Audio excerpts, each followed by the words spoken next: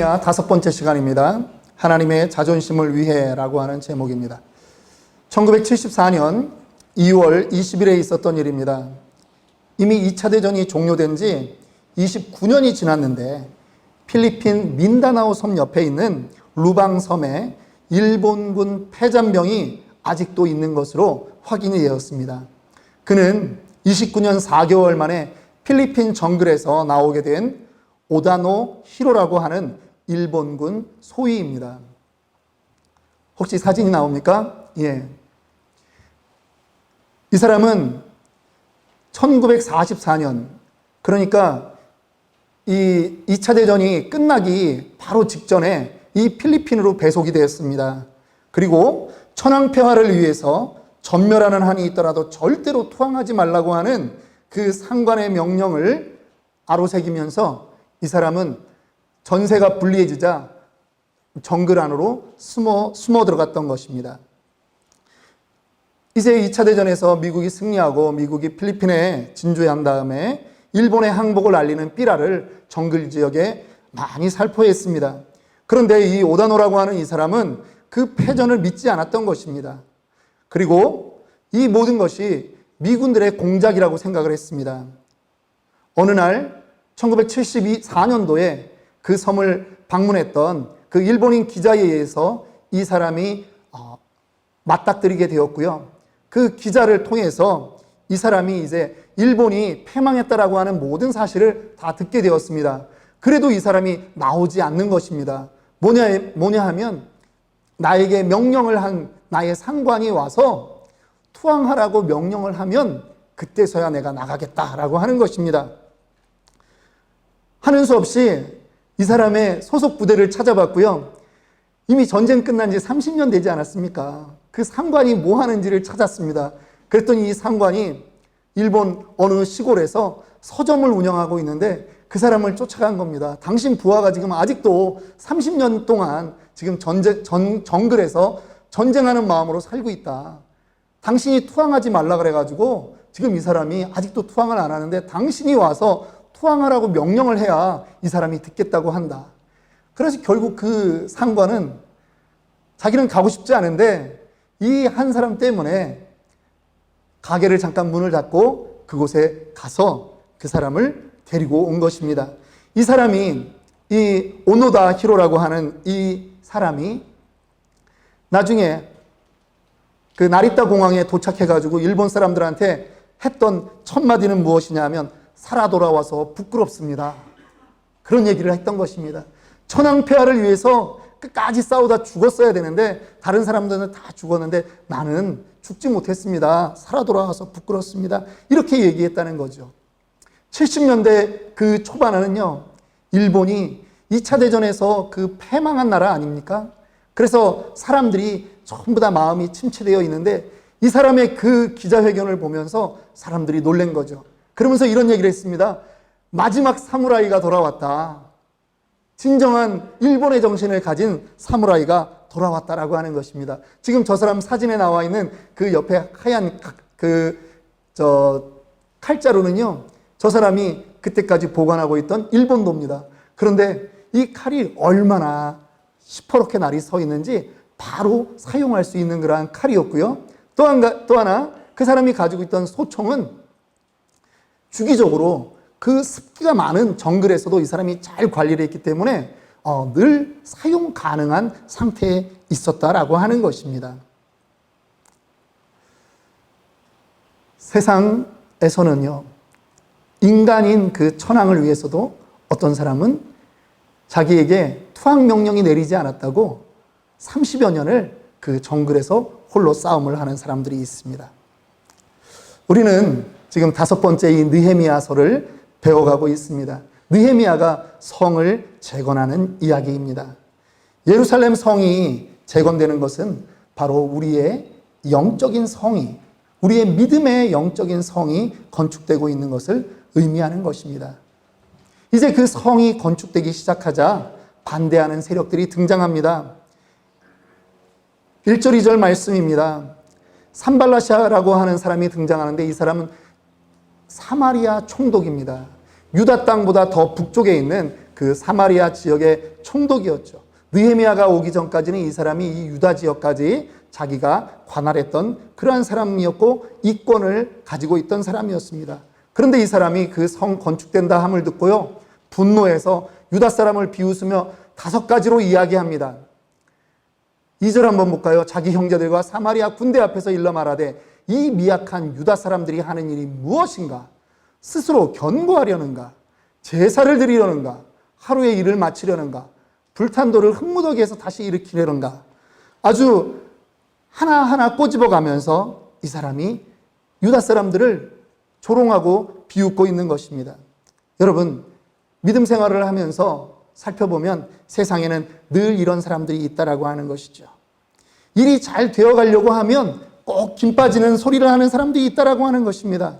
내가 이 성이 잘 쌓여지면 내 손에 장을 지진다. 저 유대인들, 말 많은 유대인들이 단합을 해?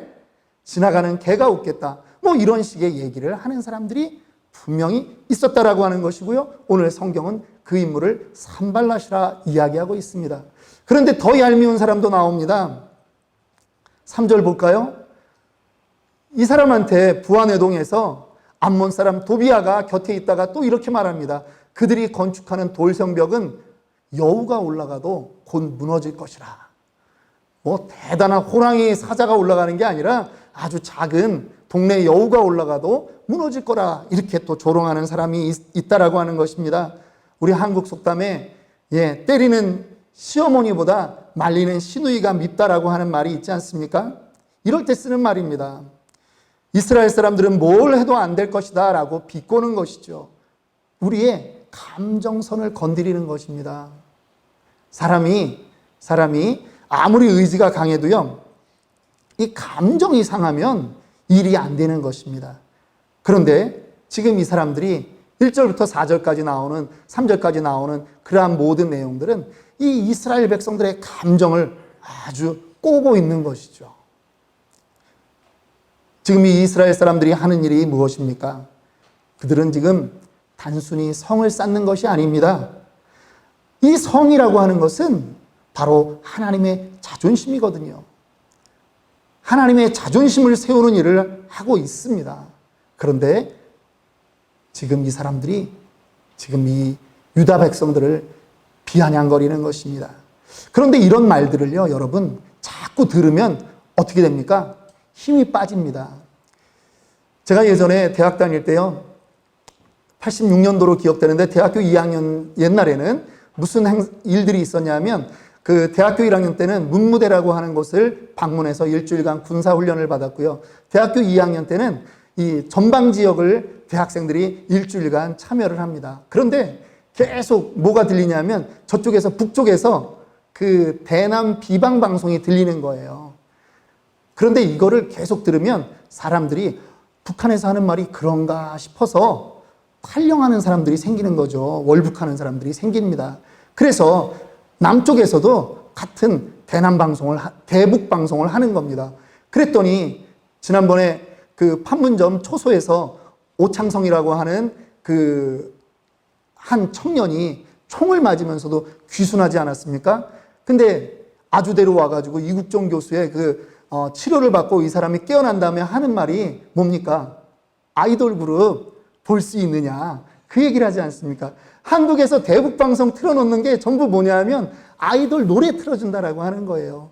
그런데 북한에 이미 그것이 많이 퍼졌으니까 나만은 저렇게 자유롭구나, 그 생각을 하게 되는 거죠. 선전선동이라고 하는 것입니다. 적으로부터 이러한 말이 들릴 때 리더는 가만히 있으면 안 되는 것입니다. 이 말을 차단해야 되는 것입니다. 그런데 어떻게 해야 그것을 차단하는 것이 될까요? 느헤미야가 한 것을 보겠습니다. 첫 번째, 그가 이 산발랏과 도비아와 같은 그 사람들의 비방을 차단시켰던 첫 번째 행동은 바로 기도라고 하는 것입니다. 그들은 누군가가 비방한다고 해서 나도 또 비방하는 것이 아니었습니다. 4절 5절의 말씀을 보면요, 이 느헤미야는 그 모든 일들을 하나님께 다 아뢰는 것입니다. 우리 하나님이여 들으소서, 우리가 지금 업신여김을 당하고 있습니다. 하나님, 그들이 욕하는 것을 자기 머리에게 돌려주시고요. 저들이 노략거리가 되게 하시고 저들이 이방 백성들에게 사로잡히게 해주시길 원합니다. 주 앞에서 그들의 악을 하나님 용서하지 마십시오. 그들의 죄를 용서하지 마십시오. 이렇게 얘기하는 겁니다. 그들에게 우리가 보복하겠다는 것이 아니라 하나님이 갚아달라고 하는 것입니다. 여러분, 누군가가 여러분들을 비방할 때 삼자대면해서 시시비비를 가리면 속이 후련하겠습니까? 그렇지 않습니다. 관계 다 깨집니다. 그런데 로마서 12장 19절에는 이렇게 말씀하고 있습니다. 내 사랑하는 자들아, 너희가 친히 원수를 갚지 말고 진노하심에 맡기라. 기록되었을 때 무엇이요? 원수 갚는 것이 내게 있으니 내가 갚으리라. 주께서 말씀하셨느니라. 예, 분노가 일어나지만 그 분노를 해결하는 가장 먼저 해야 될 일은 무엇입니까? 하나님께 기도하는 것입니다. 기도로 분노를 제어하는 것. 이것이 신자의 삶의 태도라고 하는 것입니다. 이 세상에는요, 문제 없는 곳이 없습니다. 그런데 문제를 어떻게 처리하느냐가 궁극적인 문제라고 하는 것이죠. 여러분들, 우리는 뉴스에서 가끔 재벌들이 자살하는 그러한 뉴스들을 듣지 않습니까? 아니, 저 사람이 돈이 없나, 인기가 없나, 그렇게 유명한 회사를 운영하고 있는데, 아니, 그 사람이 떨어져 죽어요. 왜 그렇습니까? 문제 해결의 방법을 잘못 선택한 것입니다. 아이돌 그룹들 중에도 최근에도 우리 젊은 청년들, 그 아이돌이 정말 생을 마감하는 그러한 친구들을 봅니다. 악플 때문에 견디기 힘들다라고 하는 것이죠. 그런데 악플이 달렸다고 모두 다 죽습니까? 정말 우리가 배워야 되는 것, 이 두려움과 분노에 대해서 우리가 도대체 어떻게 해야 되는가 하는 것입니다. 하나님께 가지고 나와야 하는 것입니다, 여러분. 이제 그들이 그렇게 비방을 했는데도 이스라엘 백성들이 계속 성을 쌓고 있습니다. 그랬더니 8절에 보니까 그 사람들이 더 의논합니다. 그래서 이번에는 7절 초반에 뭐라고 합니까? 산발랍, 도비아, 아라비아 사람, 암몬 사람, 아스돗 사람, 이 사람들이요, 평상시엔 친하지 않았습니다. 그런데 이때 다 함께, 지금 8절에 보니까 다 함께 꾀하기를, 예루살렘으로 가서 치고 그곳을 요란하게 하자 하기로, 이제는 무력 행사를 하겠다는 것입니다. 더 위급한 상황이 되었습니다. 느헤미야는 이때 어떻게 했을까요? 그가 행했던 두 번째 방법을 보아야 합니다. 물론 그는 9절에 보니까 그가 첫 번째 했던 것은 이 상황에서도 역시 기도했습니다. 역시 기도입니다. 신자는 기도하는 사람이라고 하는 것이죠. 그런데 기도만 하는 사람이냐? 아니라는 겁니다. 우리가 우리 하나님께 기도하며 그들로 말미암아 파수꾼을 두어 주야로 방비하는데, 왜 파수꾼을 둡니까? 이 작업을 완료하기 위해서 파수꾼을 두는 것입니다. 이 작업을 멈추기 위해서 멈추고 파수꾼을 두는 게 아니라 작업을 계속하기 위해서 파수꾼을 둔다라고 하는 것입니다. 느헤미야의 이 행동 양식의 특징은요, 이 사람은 멈추지 않는 사람이에요. 끊임없이 움직이고 있다라고 하는 것입니다.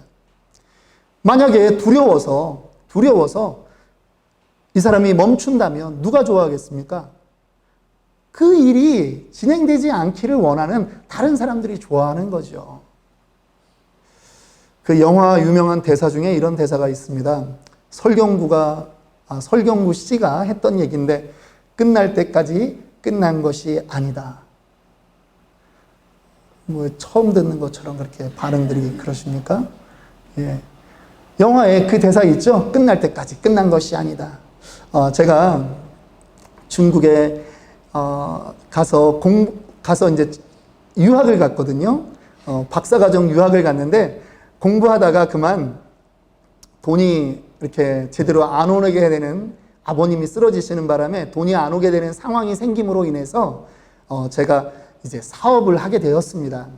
그런데 예전에 박사 공부를 했기 때문에 사람들이, 어떤 분들은 저를 조 원장 이렇게 부르지 않고요, 뭐라고 부르냐면 조 박사 이렇게 불러요. 근데 이게 정말 그 스트레스거든요. 여러분, 박사 공부를 한 것과 박사 논문을 써서 박사 학위를 딴 것은 천지 차이예요. 예. 박사 들어갔다고 다 박사가 아니에요.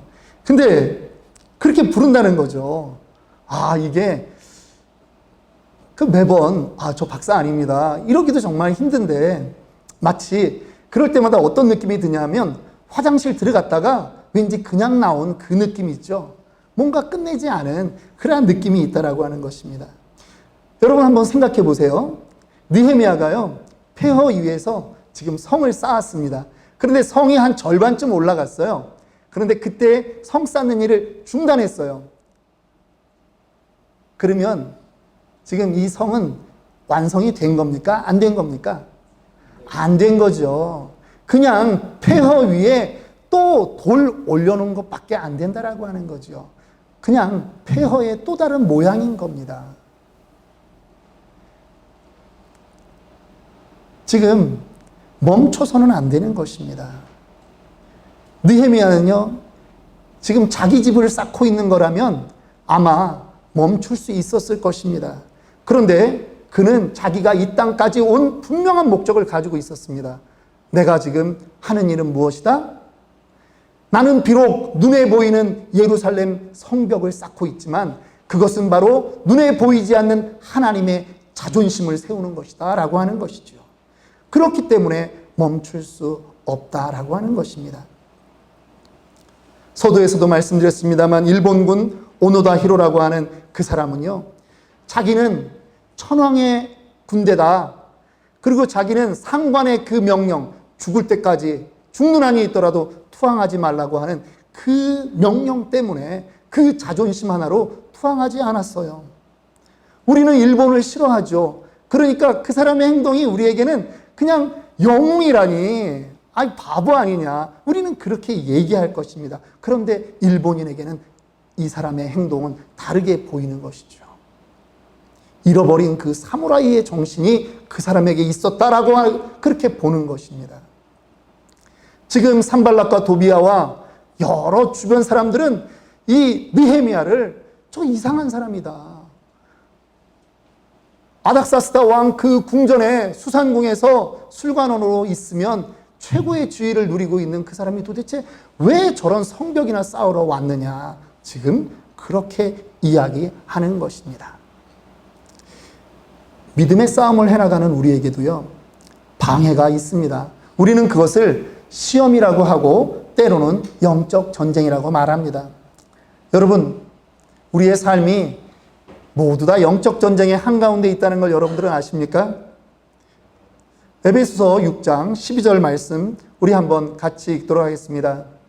우리의 씨름은 혈과 육을 상대하는 것이 아니요 통치자들과 권세들과 이 어둠의 세상 주관자들과 하늘에 있는 악의 영들을 상대함이라. 여러분들이 살면서 속이 갑자기 확 뒤집어지는 말을 들었다. 그럴 때 여러분 생각하셔야 됩니다. 지금 사탄이 나를 시험하는구나. 여러분, 성령은 감동을 주지만 사탄은 충동을 줍니다. 이 감동이 없는 말인 것 같은데요. 여러분, 이 엄청 중요한 얘기입니다. 성령은 감동을 주셔서 일을 하지만 사탄은 충동을 주는 것이에요. 여러분들 마음에 어느 말이 들릴 때 이 말이 나를 충동한다. 그러면 빨리 결정 내리셔야 된다라고 하는 겁니다. 우리의 싸움은 혈과 육의 싸움이 아니기 때문이에요. 지금 사탄이 나를 시험하는구나. 내 마음 안에서 지금 영적 전쟁이 벌어졌구나 라고 하는 것을 빨리 느끼셔야 된다라고 하는 것입니다. 이러한 부분에 있어서 저는 여러분에게 두 명의 사람을 소개하고자 합니다. 실패했던 사람과 성공했던 사람입니다.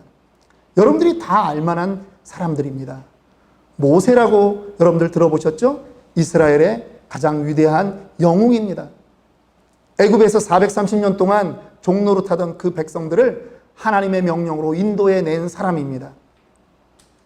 그런데 어느 날 그 백성들이 물이 없다고 모세에게 항변을 하는 겁니다. 우리를 왜 이끌어 왔느냐. 그러니까 이 모세가 하나님한테 기도합니다. 하나님, 물 좀 달라고요. 내가 왜 이 비난을 받아야 됩니까? 그랬더니 하나님이 저쪽에 반석을 네가 쳐라, 너의 지팡이로. 그러면 내가 물을 내주겠다라고 했는데, 모세가 이 백성들이 어떤 백성입니까? 출애굽할 때 홍해가 갈라져서 마른 땅으로 건넌 거를 자기네들이 다 체험했던 백성들이에요. 밤에는 불기둥으로 그 광야에서 따뜻하게 살았고, 낮에는 구름 기둥으로 지금도 그늘 아래서 걸어가고 있는 그 백성들이라는 것이죠. 아침마다 만나가 내려서 굶주리지 않고 메추리 때가 와서 그들이 고기를 먹고 있는 그것이 매일매일의 삶의 증거인데, 그들이 하나님을 잊은 겁니다. 하나님에게 불평불만하니까 모세가 그 반석을 치면서 2번 냅다 갈깁니다. 그런데 거기에 하나님의 영광이 드러나지 않은 거죠. 여러분들 한번 시험해 보십시오. 여러분들이 가지고 있는 혹시 막대기가 있다면 동네 바위를 친다고 거기서 물이 나오겠습니까? 그거는 분명히 하나님이 해주신 일인데, 지금 분노한 이 모세가 하나님의 영광을 드러내지 못했다라고 하는 것입니다. 그러므로 인해서 모세는요, 하나님에게 이 백성을 이끌고 가나안 문 앞까지, 요단까지는 오지만 가나안 땅을 들어가지 못하는 그러한 인생이 되는 것입니다. 출애굽의 역사를 자신이 이루었지만 마무리를 할 수 없는 그러한 존재가 된다라고 하는 것이죠. 모세는 백성들에 대한 자기의 분노를 감당하지 못했던 것입니다. 또 한 사람이 있습니다. 다윗입니다. 다윗이 피난 다닐 때 일입니다. 자기와 젊은 군사들을 이렇게 이끌고 있는데, 그 지역에 나발이라고 하는 사람이 어느 날 그의 양떼를 털 깎는 날이 되었습니다. 옛날에 털 깎는다라고 하는 것은 목축업에 있어서 추수를 하는 거죠. 그러니까 잔칫날입니다. 그러니까 다윗이 사람 몇 명을 보내서 우리에게도 먹을 것과 술을 좀 달라, 이렇게 요청을 합니다. 그랬더니 이 나발이라고 하는 사람이, 아니 도대체 다윗이라는 작자가 어떤 작자길래 내가 그 사람을 챙겨줘야 되느냐 라고 이야기하는 것이죠. 다윗은 나발에게 그 음식과 술을 요구할 만했습니다. 왜 그랬냐면 다윗과 그 젊은 군대들이 그 지역에 있었기 때문에 이 목축업을 하고 있는 나발의 이 영역이 외부로부터, 다른 그 소수민족들로부터 침략을 받지 않았거든요.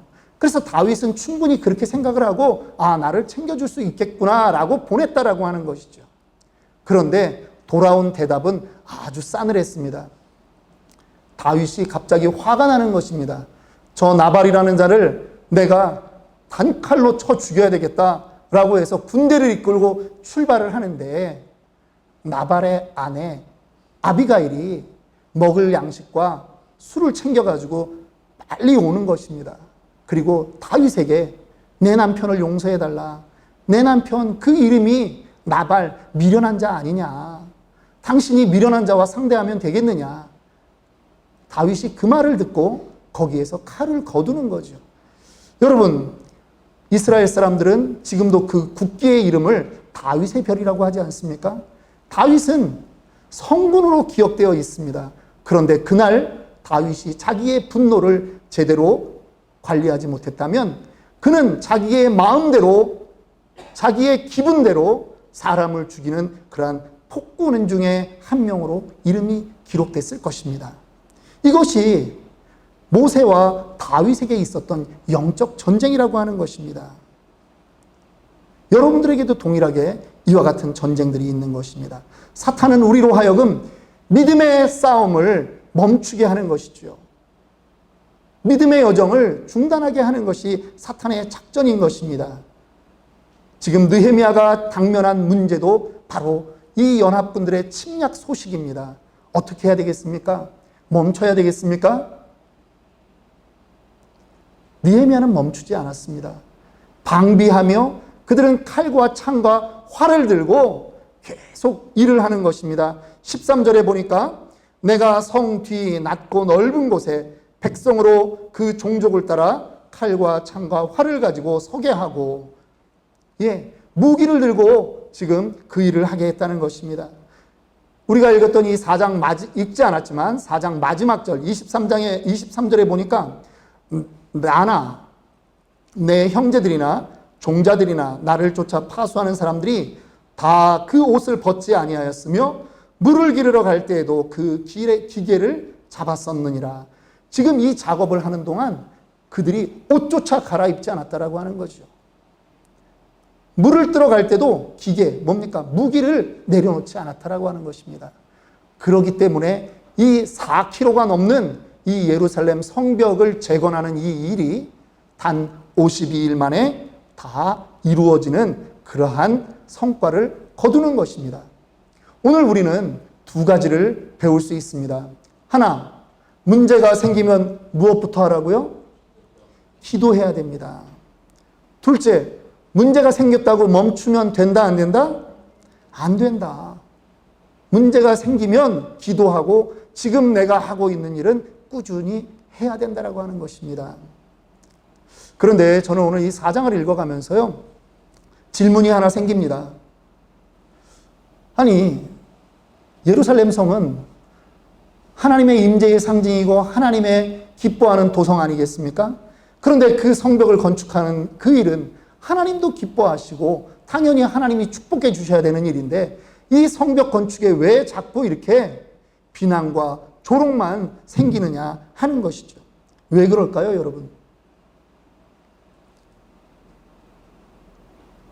여러분들이 복음을 전할 때 남들이 다 환영해 줘야 되지 않습니까? 생명을 살리는 그 복음을 전하는데 왜 남들이 당신 아직도 교회 다녀? 왜 이런 식으로 얘기를 하냐 말입니다. 그런데 여러분, 이상하게 생각하지 마십시오. 이것이 세상이라고 하는 것입니다. 세상은요, 단 한 번도 복음의 그 가치를 자신들이 먼저 깨달아 본 적이 없다라고 하는 것입니다. 고린도전서 1장 18절입니다. 십자가의 도가 멸망하는 자들에게는 미련한 것이요 구원을 받는 우리에게는 하나님의 능력이라. 이 십자가의 도가요, 멸망하는 사람들, 많은 사람들에게는 미련하게 보인다라고 하는 것이죠. 22절과 23절을 계속 이어서 보면 그들이 구하는 복음이라고 하는 것이 어떤 것인지 알 수 있는 것입니다.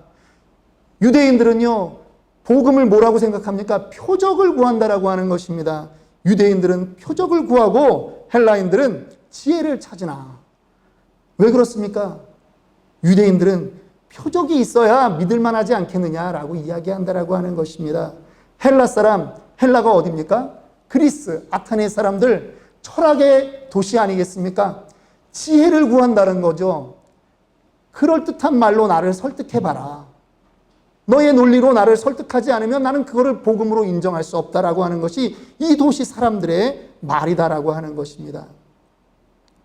그래야만 그들은 복음이라고 인정한다라고 하는 것이죠.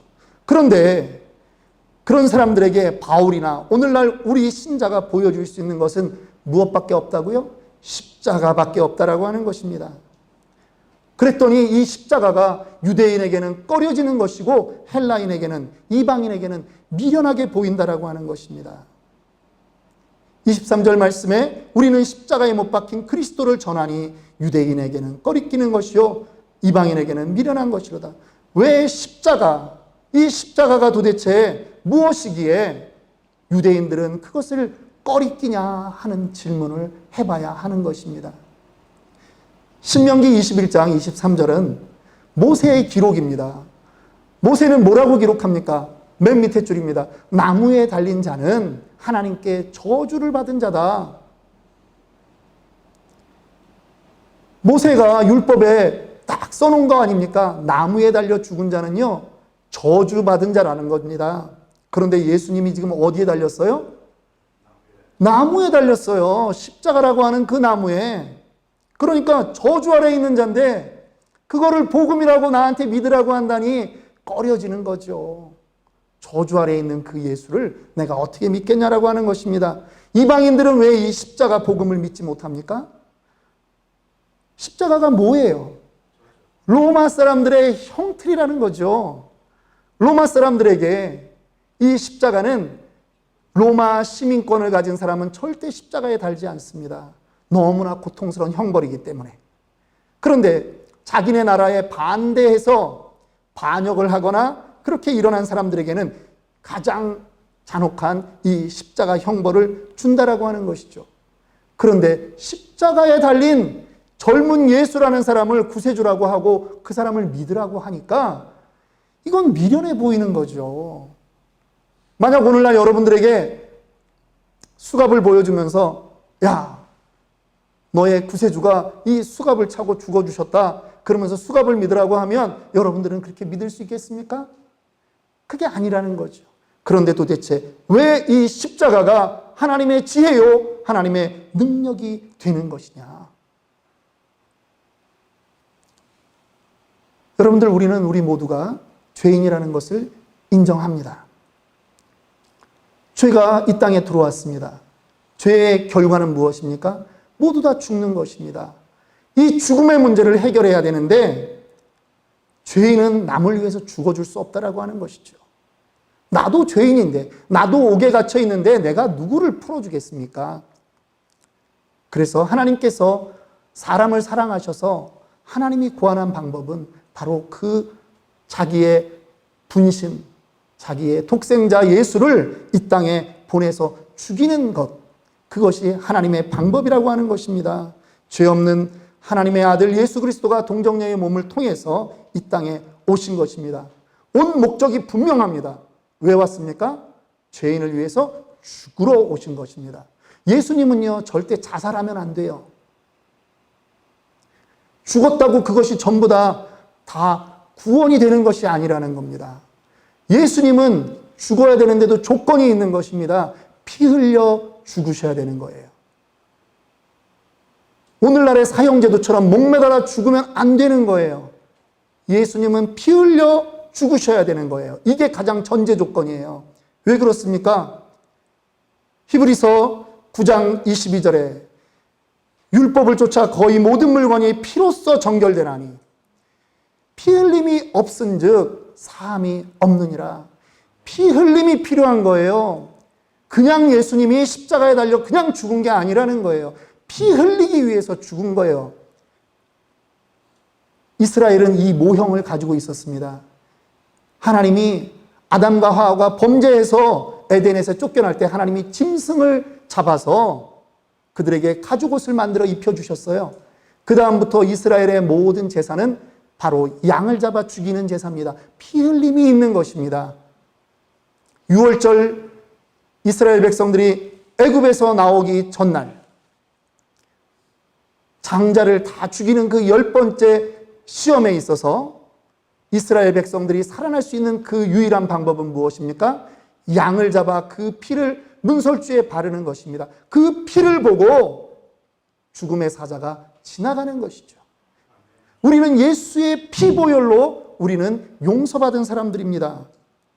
그런데 그냥 피를 흘리면 안 된다라고 하는 것입니다. 그냥 피 흘려 죽으면 안 돼요. 왜 그런지 아십니까? 예수님은 피 흘려 죽으시되 높이 달려 죽어야 되는 것입니다. 요한복음 3장 14절 15절 말씀입니다.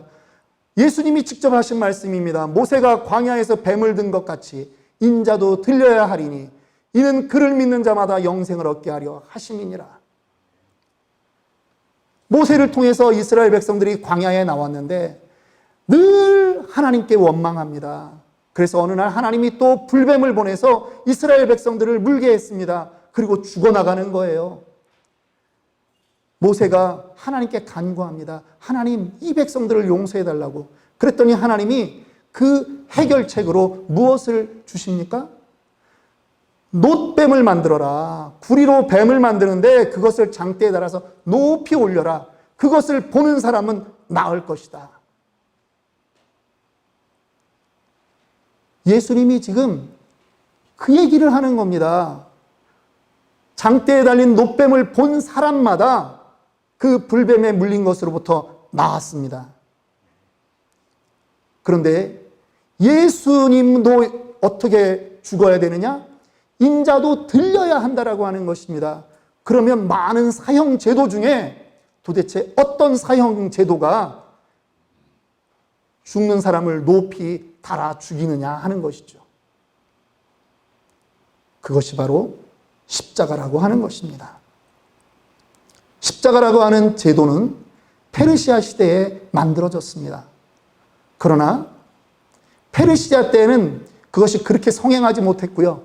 로마 시대에 와서 이 십자가 제도가, 사형 제도가 확장되었습니다. 그리고 로마는 절대 자기의 백성들을 십자가에 달지 않는다고 하지 않았습니까? 동양의 역사 중에 십자가 형벌이 있었던 나라는 단 한 나라도 없습니다. 로마 시대에 로마의 압제를 받았던 나라에만 이 십자가 형틀의 제도가 있었다라고 한다면 예수님이 3000년 전에 우리를 구원하기 위해서 왔다면 예수님은 십자가에 달릴 수 있었습니까? 없었습니까? 불가능한 거죠. 2500년 전에 오셨으면 가능합니까? 아니라고 하는 것입니다, 여러분. 예수님은 정확하게 지금으로부터 2000여 년 전에 로마가 유다를 압제하고 있는 그 상황에 오셔야만 십자가에서 피 흘려 죽을 수 있는 것이라는 것입니다. 오늘 우리가 받은 구원, 어느 날 갑자기 지나가는 사람을 통해서 내가 예수라고 하는 말 한마디 듣고 예수 믿은 것 같죠? 아니라고 하는 것입니다. 우연이 아니에요. 예수님이 이 땅에 오신 것도 우연이 아닌 너무나 정확한 그 시간에 맞춰서 오셨듯이 여러분들이 지금 이 자리에 있는 것, 여러분들의 생각에는 우연히 앉아 있는 것 같지만 결코 우연이 아니라는 것입니다. 그래서 우리가 고백하는 것입니다. 역사의 주인이 누구라고요? 하나님이시라고요. 하나님의 섭리 안에 우리가 있다라고 하는 것입니다. 그러므로 이 복음을 깨닫지 못하는 사람은 비웃을 수밖에 없는 거예요. 이 복음을 먼저 깨달은 우리는 그들의 비웃음에 우리가 놀아나면 안 되는 것이라는 거죠. 말씀을 마칩니다. 여러분, 복음을 전하다가 비웃음을 당하거든 기뻐하십시오. 세상이 그 비밀을 몰라서 그러는 것입니다.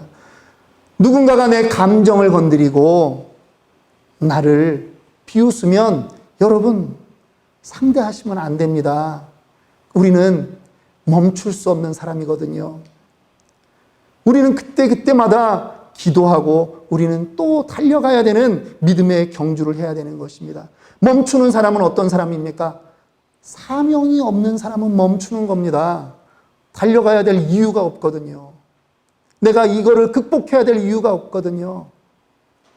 그런데 우리는 멈춰서는 안 되는 것입니다. 왜냐하면 우리에게는 사명이 있기 때문인 것입니다. 무슨 사명입니까? 무너져버린 하나님의 그 자존심을 세우는 느헤미야의 사명이 바로 오늘을 사는 우리들의 사명이라고 하는 것입니다. 이 사명을 완수하기까지 우리는 멈춰서는 안 됩니다. 오노다 히로라고 하는 그 일본 폐잔병을 비웃지 마십시오. 그는 그의 임무에 충실했던 사람인 것입니다. 오늘 우리 역시 하나님의 그 자존심을 세우기 위해 우리의 싸움을 멈추지 않고 믿음의 경주를 달려 나가야 하는 것입니다. 그러한 저와 여러분들이 되기를 소망합니다. 함께 기도하겠습니다.